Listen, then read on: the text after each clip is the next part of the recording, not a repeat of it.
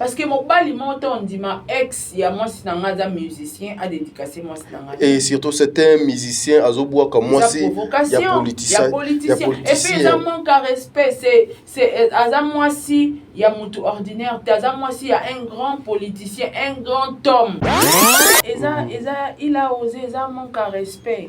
Si et seulement si parce que il est intelligent, hein, il est sage. Oso il est là traduire la justice en wangana. Alors baki na be maman na Souraya mususu. Parce que maman na Souraya est un nom commun. Mais tellement que nous les Congolais peut tolinga moi polémique, to viser directement na Amida Chature. Mais en faisant aussi les analyses, on arrive aussi à comprendre quelle est cette personne qui pourra payer son argent ba dédicacer Kaka maman na Sarah. Alors titre nyonso balatisa mwasi wana il y a un homme aya kausa epinzoli a PC valeur na miso ba. Très bien. Ato botianga bana 5. Tu n'as pas les droits. Maman Amida Chatir, motema ya papa Vital, Caméré parce que moi et toi ça arrête la famille parce qu'on a des enfants. Mais ouais, mais vous êtes sur Top Media TV. Voilà, Mbote, Bandeko Balandi, ya Sarato la télévision, Bandeko Balandi, ya Top Media télévision, Mbote na bino. Eh, Mabeza, Bana BCBG, Bozo na bakiti. Na moni funa tia bino na esprit de vie. Te, esprit de vie te, kombi, BCBG, kombi, mais na kocha nani, receveur na kocha nani, na kombi. Kulotunanga Blanchard Moussaka. Kulotunanga Blanchard Moussaka kota ba musicien nyonso na kombi. BCBG. Pena volant na tie papa Jibem Piana. Mokulo. L'homme qui a mis l'eau dans coco. Ici, il est question, il y a autonomisation, le respect, la considération d'une femme mariée légitime, légale. Ouazadi moi c'est Abatou. Il s'agit de maman Amida Chatir. Maman Amida Kamere. Bon, tout le monde l'a Chatir. Amida Kamere. Maman Amida Kamere. Maman Amida Kamere. Moi c'est Abatou. Bon, une question. BCBG, pardon, nous avons attendu balle de match Oyo pendant plus de 9 ans. À la fin, vous nous amenez ça. Est-ce que balle de match peut ça la succès? Il fallait toujours dédicacer maman Amida Chatir. Oh, comment moi c'est Abadou. OP, il y a beaucoup de choses qui se disent tout autour. Il y a maman Amida. Na ex-papa Bananaye, Oazali papa Jibem Piana. Pourquoi Boké Roboua Kaye? Qu'est-ce qui est caché derrière Wana Bandiko Balandi? Oh, balle de match. Bien que vraiment critiqué, balle de match. Batouba Koufa Banakati, Babouaki Bango, Bayembi Bango. Est-ce que Ekokwa quitté? Est-ce qu'il fallait kaka? Kotia Komwa Mama Amida. Namakambo. Moi c'est à mon tour.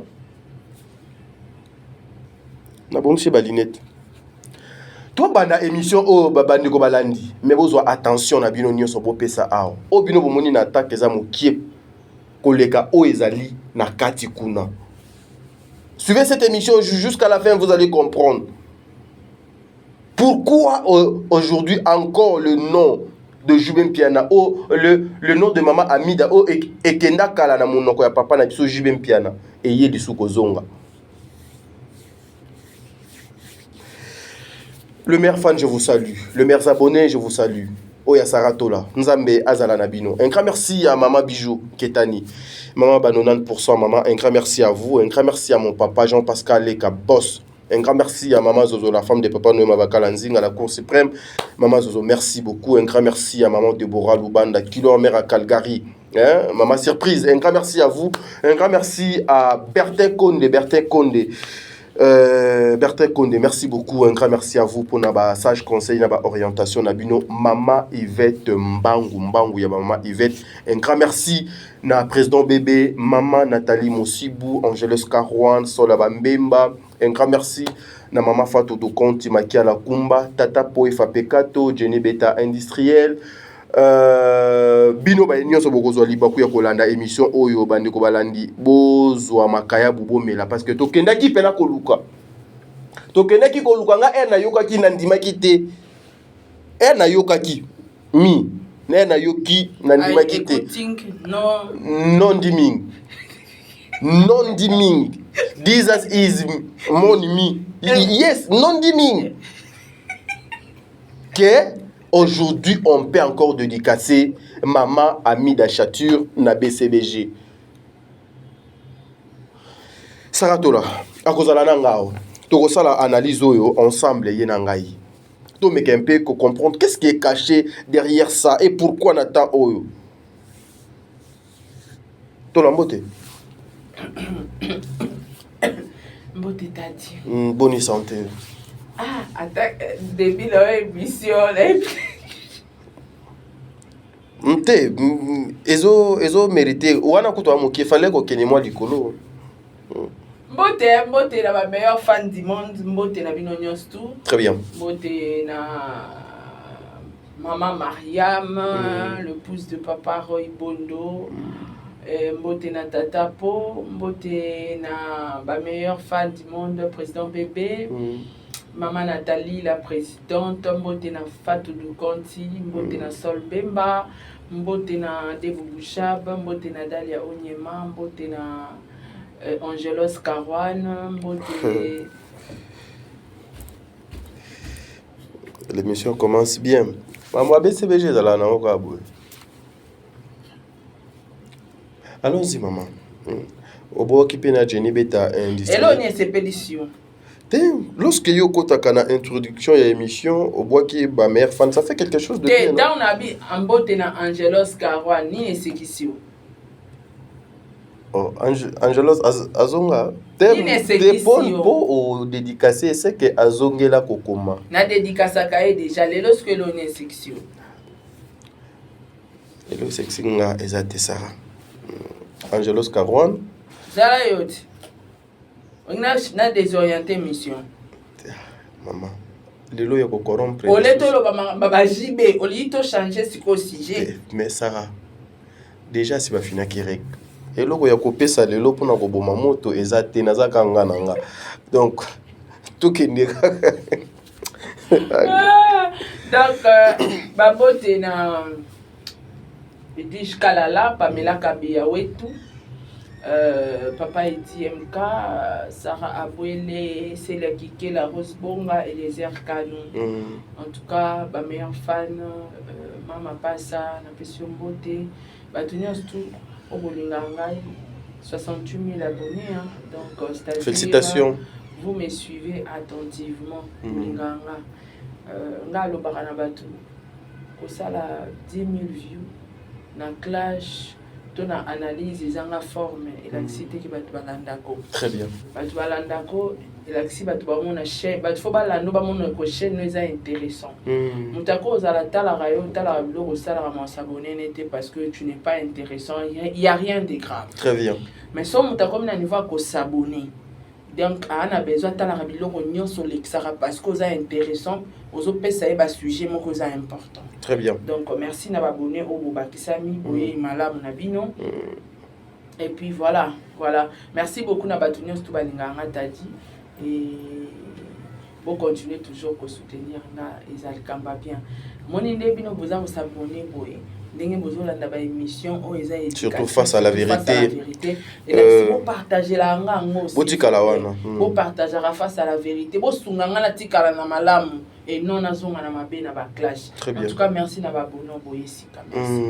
c'est la kinkela na dédication c'est la kinkela na dédication peu comme ken na dédication ba tout sous-sauter mais Sarah une petite question tout le qu'on a nos moyens tout ça là moi analyse Oyo par rapport à BCBG et puis disque Oyo et où tu kobima balle de match félicitations n'a pas JP Mpiana parce que déjà et qui n'a plus d'1 million de vues sur YouTube analyse non non et koki kozalanine par rapport à sorti nan il y a balle de match et puis depuis et bandati de l'eau plus de 9 ans balle de match est album le plus attendu Moni, papa chéri,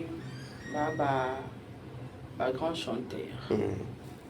Oui, un grand musicien, un grand chanteur. Très bien. Alors, tobandaki kosatendre na makambo malamu déjà. Mais on a nayoki na balle de match nayoki kaka JB na yo wana ya kala asali changement penza te. Très bien.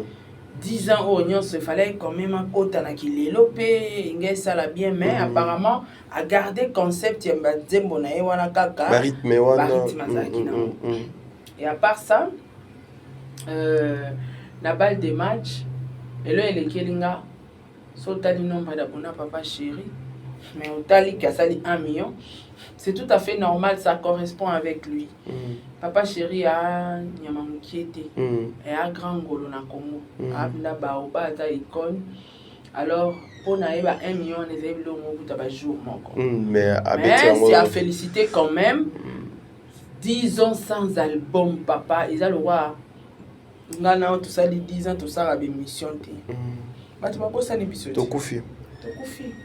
Donc 10 ans sans album. Mais elle a mis album et bêti 1 million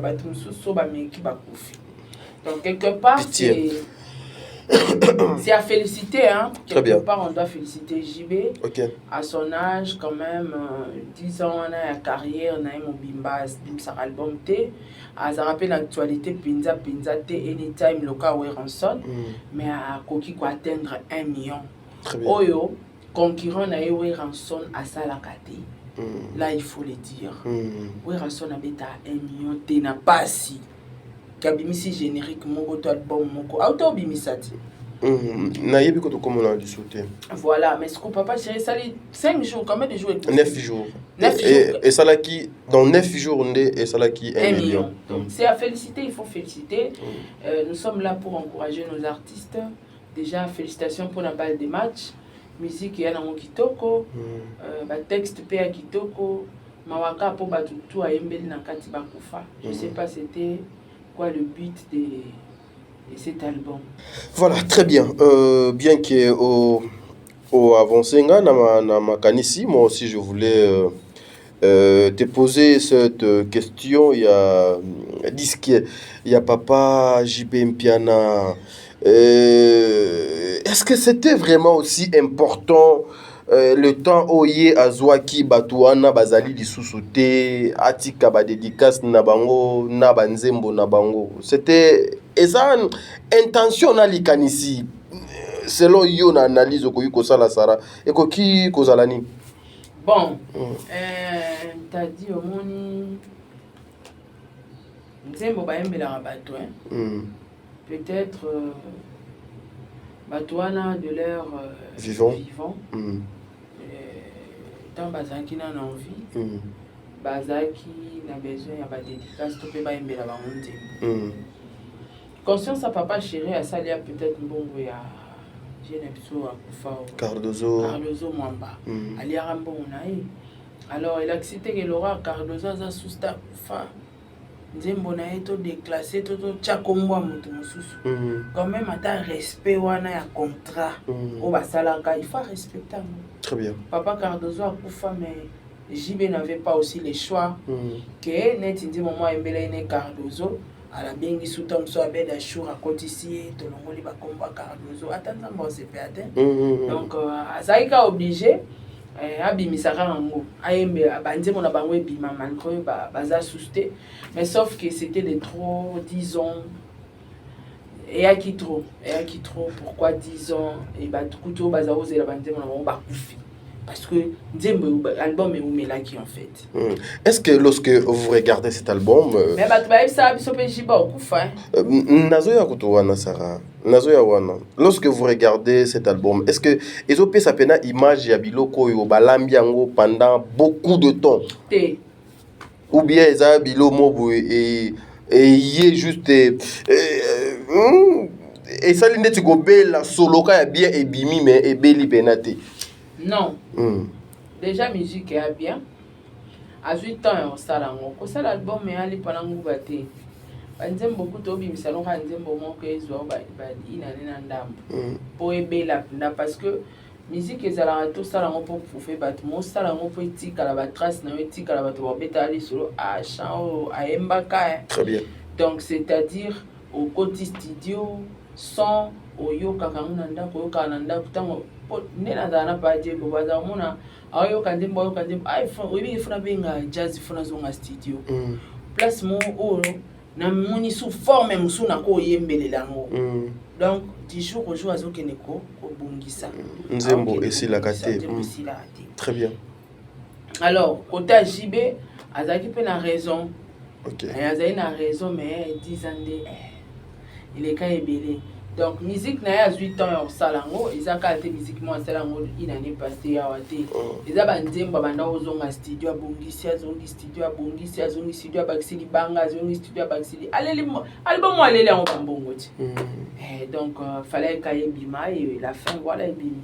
Mais Sarah nayebi ete bayembelaka banzembo wana bango moko basupportaka ba promotion ya banzembo na bango na ba clip et tout oyo siko aussi bakei banani bakosalela bango ba clip pe banani bako assurer promotion na bango selon you par rapport ya analyse oyo ko sala face ya ndenge oyebeli ba comportement ya ba musicien na biso ngamona ndulemani voilà naibi auto yemba na compte 40 chanting yes donc ngamona ndulemani na kindulemani o na yebeli moi musique na za pembeni ya musicana.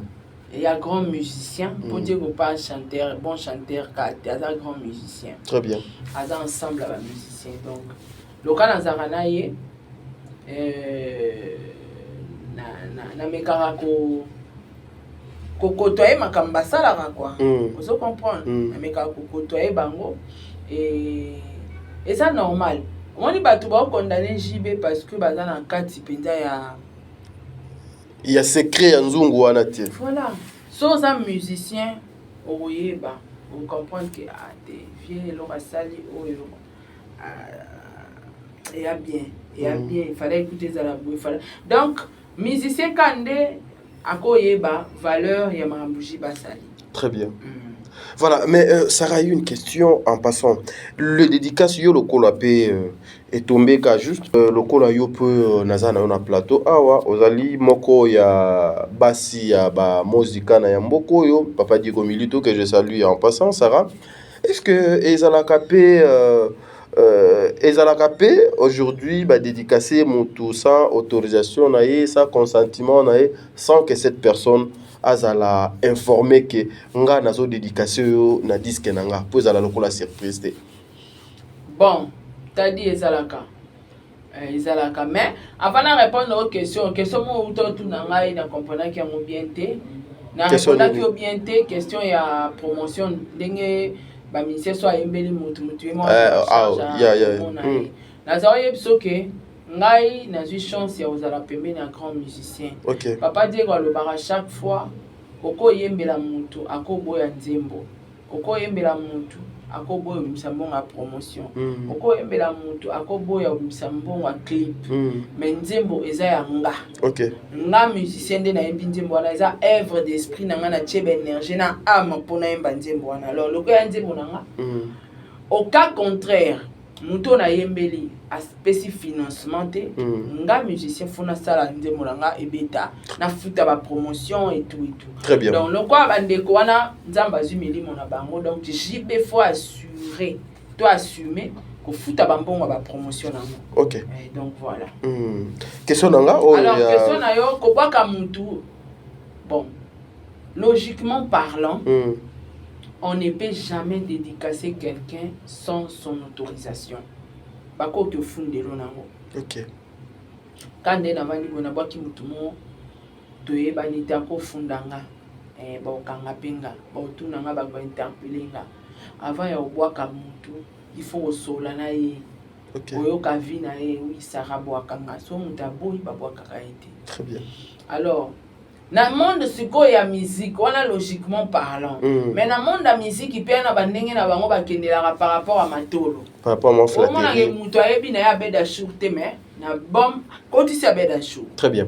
Mutu mo ayebi na ye nani mutu a nini o sénégalais o te roi 12 na Mali ayoki ka roi 12 na yoka inosa bwa ka ye na yoka nana abwaki naoka babwaka nani oyo nabwaki yazo bwaka par rapport que a attiré attention ya mutu wana vers ye po aza na besoin ya soutien na ye mais en soi bayebani na mutu wana te donc na ndenge ndule libanga sans kotuna vie ya mutu elekaka na ndenge pa cop na biso bomona mutu moko abwaka mutu moko ayebi ete ayebi ke aso atale miso akobenga tanga mo epakos elle est ganango mais ça normal très bien ça défaut logiquement parlant avant ya ko dédicacer mutu il faut avoir aval ou bien accord naï toti kalaka wana Sarah tu es une femme mariée est-ce que aujourd'hui un homme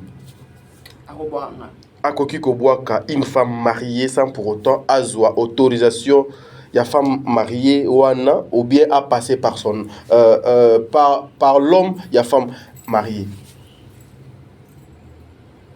Il y a des réponses. Femme mariée ni neolobela. Ba femme ménagère, ba femme des médias, ba femme populaire en général. Parce que tu as dit personne anonyme et en a pas si quoi. Très bien. Même si tu as bien bateau va boire sans consentement na bango. Je ne pense pas à personne anonyme. Bah personnage public, personnel public. Oyo, bazalaka keso bois qui est à rota yo. A aucun sauter parce qu'à public. Mais il y a ba personne mon sous que oko bois qui était. Au bois qui était. Donc déjà moi si aza marié, ma femme des médias, le quoi ngata femme non, moi ici je pose la question d'un niveau nyonso. Ok, très bien. Très bien. Moi si femme des médias, moi si femme populaire. Moi si femme publique. Basi à bongo, logiquement, au dédicacé avec autorisation. Femme publique, député, ministre, journaliste, chanteuse, pour dédicacer il faut autorisation. Très bien. Donc dédicace nyonso tadi ezala ya femme mariée, ezala ya homme marié, ezala homme libre, homme célibataire, ezala ya mwana ya bébé ya koko, il faut toujours autorisation. Très bien. Si on a bandenge moko musique ememelaka makambo. Ntotara sona boki sarato là par rapport à promo pe. Edenga. Donc aux femmes publiques ba boki yo gratuitement sans même consentement non surtout qui va continuer na disque mon boy. Wana po patali intérêt na OK izalaka mutu mso ko fanda we na boka na Chantal Kanimbo par rapport ako kanisanga ta mo enveloppe achenga par rapport na boka mama ni mama moi appelle moi liste moi par rapport ya ngakati kuna soke atoke na kina kanda ozozonga ozoseka. Oui, il y aura des batutu baboka batuna batuna autorisation na bango. Batuna ate. Wana za ndenge skobiso kendela kana ngona façon ba musicien na biso ba mimama mais logiquement femme mariée ou pas. Ou femme publique ezo senga avant au bois comme mutu. Moi si to mobali, il faut que senga kaka autorisation. Mais lelo na cadre matolo to senga autorisation te to komaka juste koboka pour flatter. Très bien bon to yokape il paraît à l'époque président JB Abouaka à l'époque le général Kanyama Abouaka général Kanyama esprit des morts to yokake et par rapport il y a ba rumeur et les cas et benda moi mambo belé moi koyebisaye il faut faire gaffe on peut pas me dédicacer général Kanyama esprit des morts déjà il paraît que babazonga ka studio pour na kolongola juste place wana général Kanyama esprit des morts ndeti azalaka pendeti informé te voilà nazo lingana ya suko na sombele mama na likambo biseka boni makambo pene zali minene lwambo mak ayemba aloba makambo zali minene toyebite où allons-nous mais naka oyo ekweyi lelo est-ce que le président JB Mpiana était obligé ya ko dédicacer maman Amida Chature oyo aujourd'hui azalaka sous moi si na yete akoma mwasi à son excellence Vital Kamerhe que nous devons beaucoup de respect le seul pacificateur au au Congo que nous avons, c'est celui-là. Et sa femme, c'est Maman Amida. Est-ce que c'est important? Il y a qu'au dédicacer. Moi, si naïe, moi, si à Batou, ou dans un ex nayo. C'est important. Jamais. Ce n'est pas important. Et à quoi qui pour oser te, tu peux avoir excès des ailes ou anaté. T'as demandé aux Arabes, on a un passé, on a un futur, on a un présent. Tu as été mon passé. On a fait des enfants avec toi. C'est fini, je suis parti. On a continué chemin dans la mutumsusu. Ou à honorenga. Alongoli mon combo ya mwasi ya ndumba apesinga valeur alatinga casquette ya ba femme dynamique apesinga respect na misu ya bato. Surtout cette femme a été beaucoup humiliée, insultée partout. Autikala go balate. On va likuta ndeza wana kutu ba mafinga mama na zwa mais papa caméra nga balete. Mais tellement c'était l'amour, le vrai amour, on a vu ça. Bafinga mwasi ondumba mais son mari na kati ya prison. Tomona mama bete. Ngana lobango ba mama Amida Chati baloka ba mama Coutinho, mama mi Coutinho. Coutinho sala combien d'années na prison?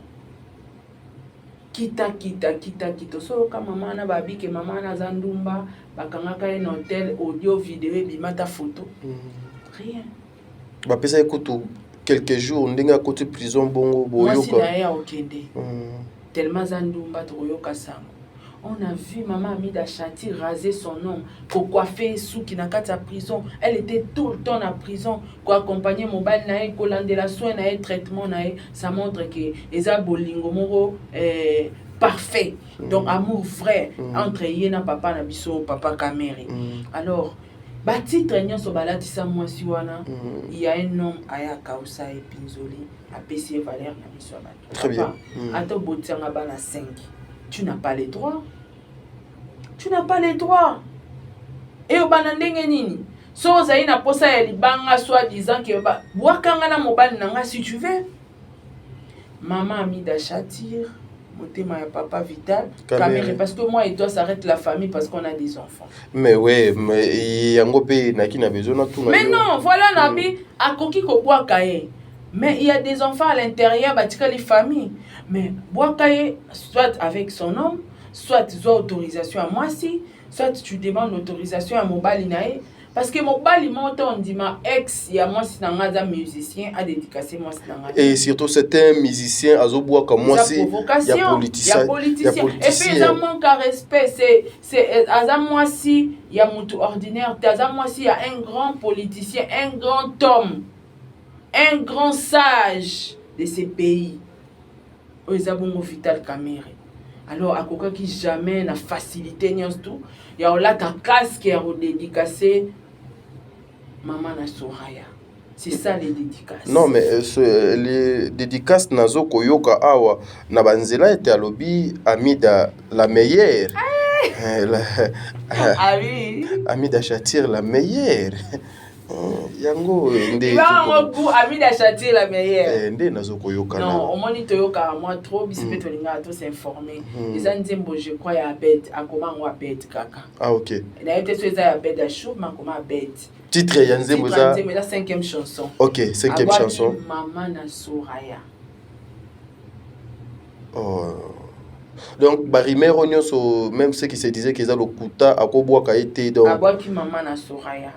Quand on parle de Maman na Soraya on voit Amida Chati. Oh là. Donc c'est Kazaki n'a besoin de dédicacer mais clairement abokoy ko senga nzela.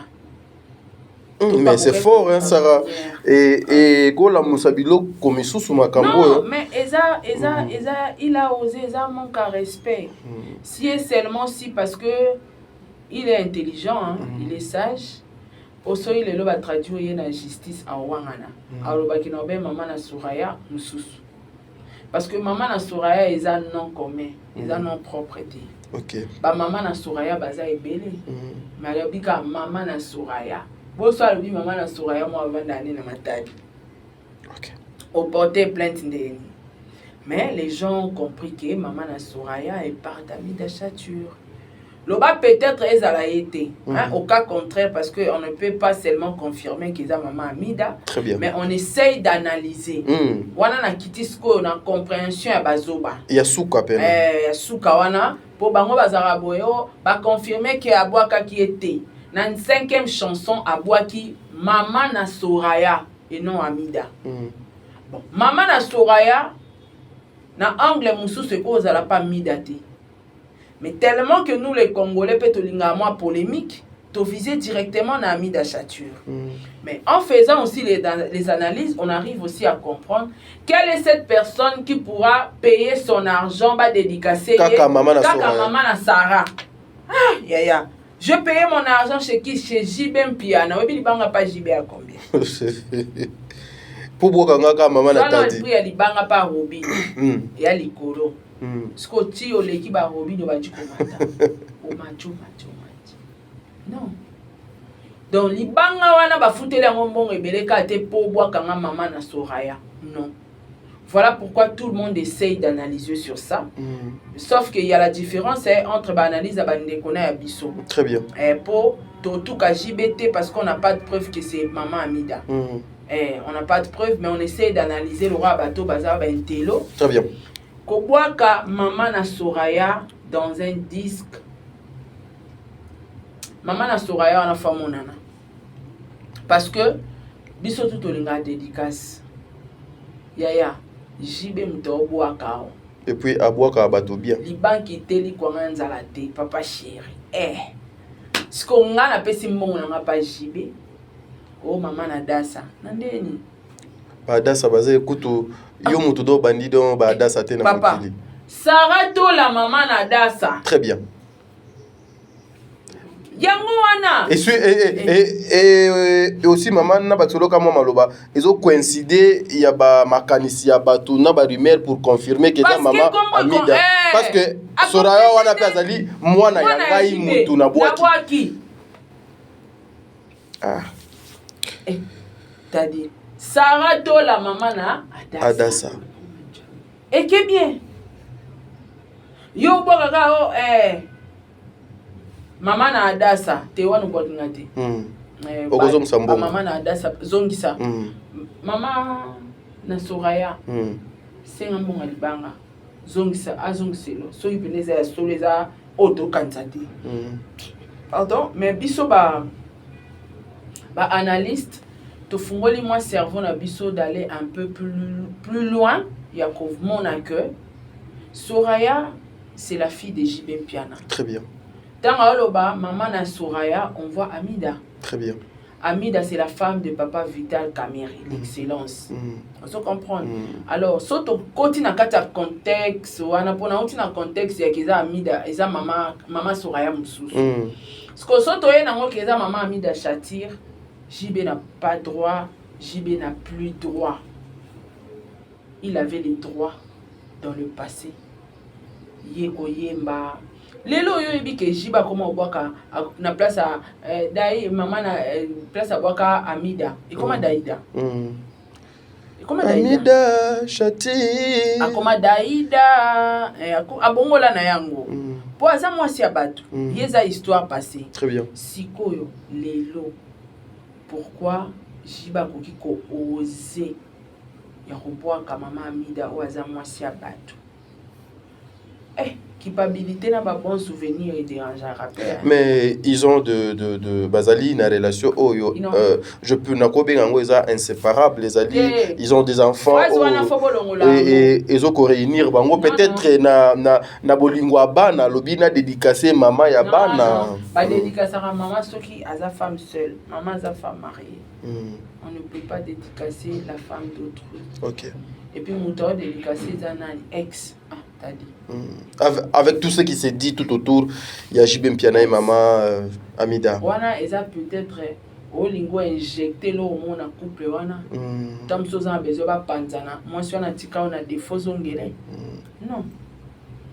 Ce qui est passé est passé. Le temps passé ne reviendra plus. Mais est-ce que ce n'est pas kobwaka mama Amida na balle de match, est-ce que ezali koluka sili na mutu ya libandité o ekozala impossible Sarah? Ouais, eza impossible à quitter. À quitter parce que mobali na eza personne publique, asa autorité. Yé moko asa musicien personne publique, également sa femme. À quitter. Ils ont créé des scandales dans la communauté, dans la page, dans internet, et des ils ont créé doute dans le couple à doute, un problème dans le couple à Batou. Or, il y a un souci et ça la manangote pour ami dans l'emballé basa même moral. Mais ça lui a bien été à son âge pour créer Babylone et puis vous avez les enfants à l'intérieur. Tes enfants bazaba bénéficiaires, il y a bon mengo, il y a papa caméra. Comment tu peux faire des choses pareilles? Et là, ce sont Internet Mobimba qui en parle. Et il y a même ceux qui vont trop loin pour dire que maintenant, il est commis temps à banako provoquer maman, Amida. Parce que changement à pouvoir. Il est temps maintenant à coup sa maman, Amida, pour lui faire montrer que tu vois, malgré tu es parti, mais tu es resté qu'à juste qu'à place au bisonnion sotozali. Une fois aussi yako lemisa moi motema ya papa caméra pour avoir des doutes et pas ya moi sinaye. Lemisa so za bongo menga pe ba lemisa mbali na motema. Lemisa te. Mobali so asalingi, moi si so asalingi, mobali so asalingi de vrai. Ata ba essayer moi ça na za ndoki. On dit manete. Très bien, merci. Nenge za wana. Côté pe à papa chéri to tenir rigueur peut-être babola mweleke belezo compter et cause appelle libanga mo ya sina reconnaissance mais ce n'est pas important. Reconnaissance ya ami d'envers et abomba on mtema na ese. Mais papa chéri kutu asalela na mama Amida banzembo ebele oyo te okutu peut-être qui touchait à la personnalité ya mama Amida, mais sincèrement, je ne m'attendais pas que Nathan Oyo, on peut encore parler de papa JB, puis maman Amida. Ebélé. Preuve, bon, on ne peut pas citer Nyonso. Mais Nzambe Abate Labino, nous avons Pesoka dernière parole pour la émission Oyo. Mais moi, je vais dire un truc. Moi, ça me fait trop mal de voir que c'est une famille où ils allaient maintenant exposés dans la place publique. Eza ba personnalité, ba dignité oyo ba koki ko somba te.